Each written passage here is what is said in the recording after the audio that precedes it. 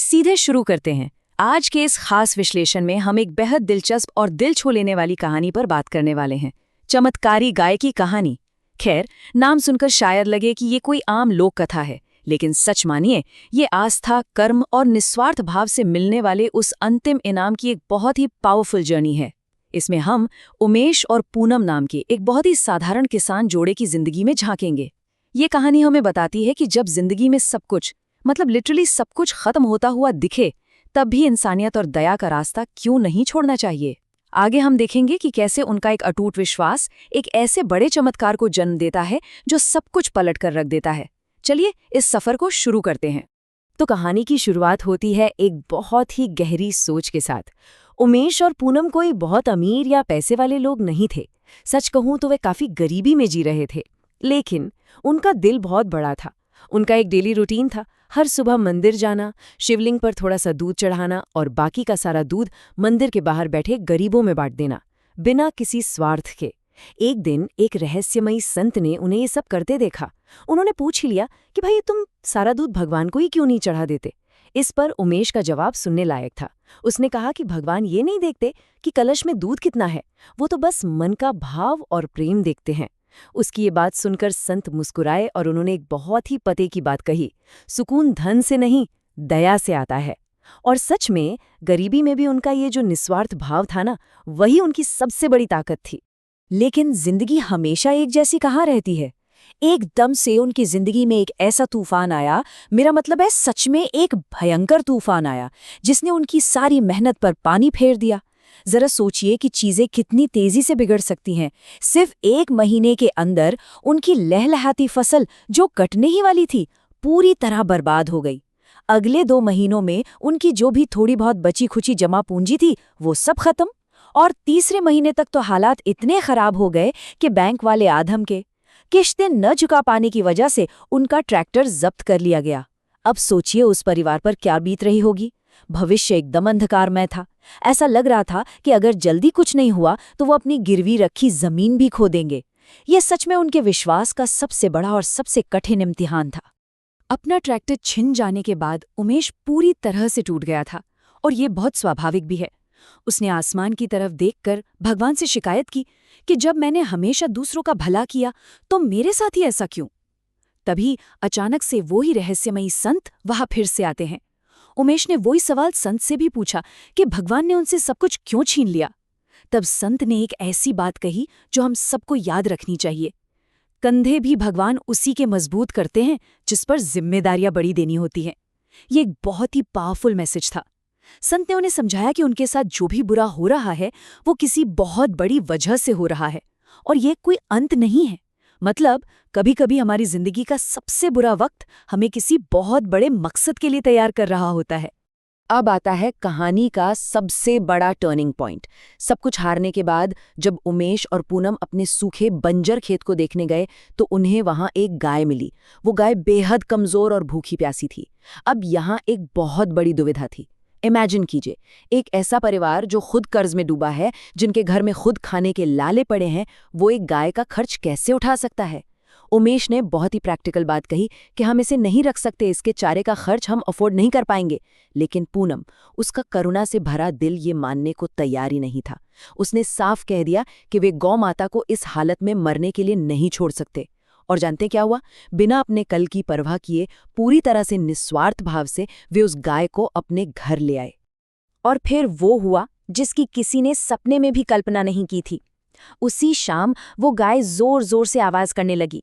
पूनम को लगा शायद दूध निकालने का समय हो गया है। उसने एक बाल्टी ली और दूध दूहना शुरू किया, और देखते ही देखते वो पूरी बाल्टी भर गई। लेकिन गाय रुकी नहीं। उमेश दौड़कर अंदर से दूसरी बाल्टी लाया, वो भी तुरंत भर गई। घर के सारे बर्तन, सारे मटके, जो कुछ भी था, सब दूध से लबालब भर गया। लेकिन उस गाय का दूध खत्म ही नहीं हुआ। ये सच में रोंगटे खड़े कर देने वाला पल था। जब उमेश ने उस गाय की आंखों में देखा, जिसका नाम उन्होंने प्यार से चंदा रखा था, तो उसे उन आंखों में उसी संत का अक्स दिखाई दिया। चंदा कोई आम गाय नहीं थी, वो उनके अटूट विश्वास और निस्वार्थ कर्मों का एक डायरेक्ट, चमत्कारी ईश्वरीय उपहार थी। उनके जीवन का सबसे बड़ा अंधेरा अब पूरी तरह से प्रचुरता में बदल चुका था। इस चमत्कार के बाद चीजें बहुत तेजी से बदलीं। उमेश और पूनम ने अपने ही घर से एक छोटी सी डेयरी शुरू कर दी। अब यहाँ दो अलग अलग मानसिकता वालों का बहुत ही रोचक क्लैश देखने को मिलता है। एक तरफ हमारे उमेश और पूनम है, जिनका बिजनेस पूरी तरह से करुणा पर टिका है। वो एकदम शुद्ध दूध बेच रहे थे, और वो भी मार्केट रेट से आधे से भी कम दाम पर। क्यों? ताकि गरीब से गरीब इंसान भी दूध खरीद सके। और दूसरी तरफ था गांव का पुराना दूधिया नाथू। नाथू का पूरा काम ही लालच पर टिका था। वो दूध में आधा पानी मिलाता और लोगों से भारी कीमत वसूलता।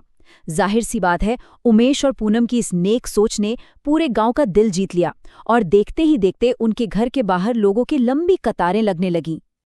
और इसका रिजल्ट क्या हुआ?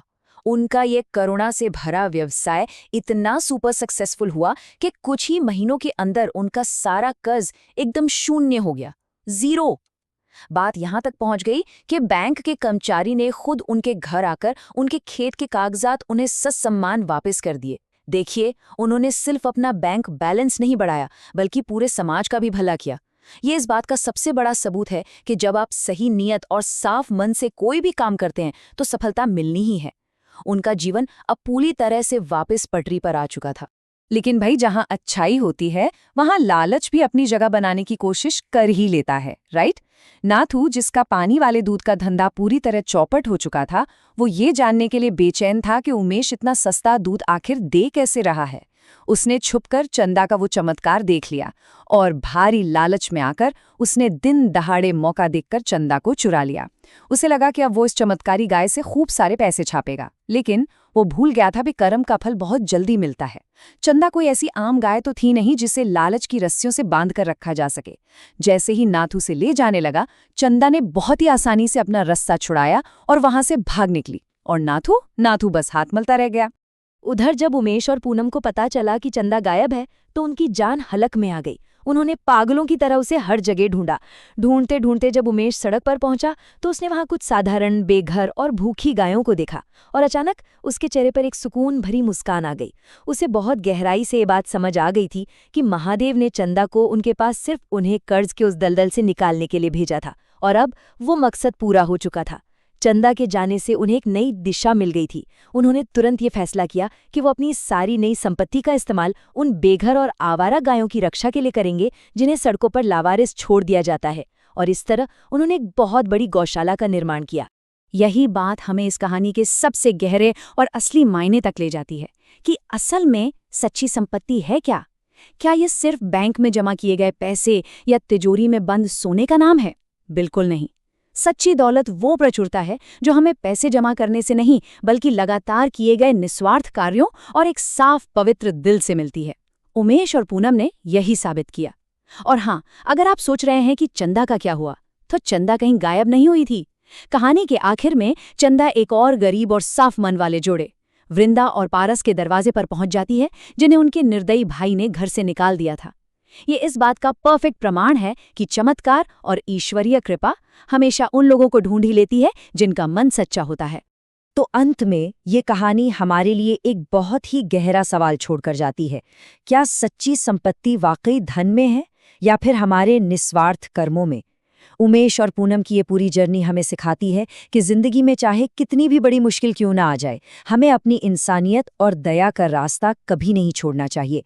जब हम बिना किसी स्वार्थ के दूसरों की मदद के लिए हाथ बढ़ाते हैं, तो ये ब्रह्मांड किसी न किसी चमत्कारी रूप में हमें उसका फल जरूर लौटाता है।